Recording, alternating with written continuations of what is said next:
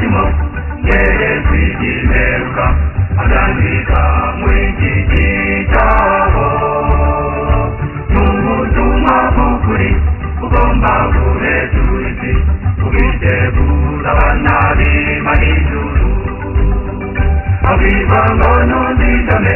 uriruke amagambo yanditse muri iki gitabo burira buri wese yuko igihe kigeze kizakavuga ingingo yarangiye kikiri hafi yatagiye kuza azirana bari iwe mu ijuru tuzabana nawe tuzanezererwa tuzishima cyane iteka ryose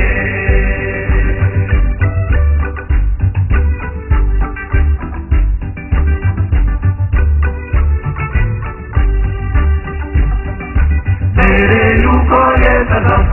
ahemeye ubutumwa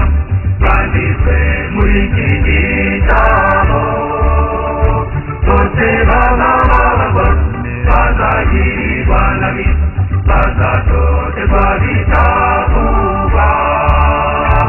ariko uwihangana akageza no gupfa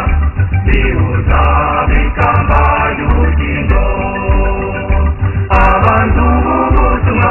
n'amategeko y'Imana byanditswe muri iki gitabo ingororano yabo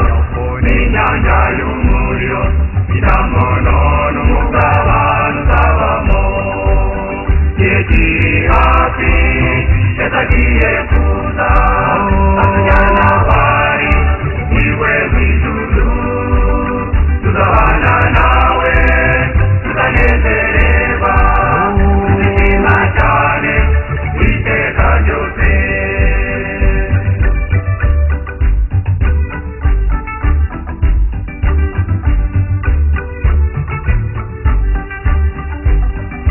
hari imanza mu ijuru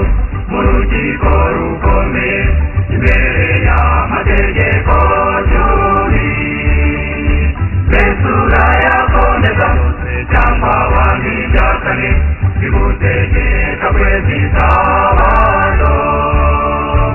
ibyo byerekana ko Imana ariyo muremyi kandi ariyo dukwiye kuramya tutareka ibyaremwe umubiri wabiremye tuzatsindwa n'iryo tegeko rya kane kikiri hafi yatagiye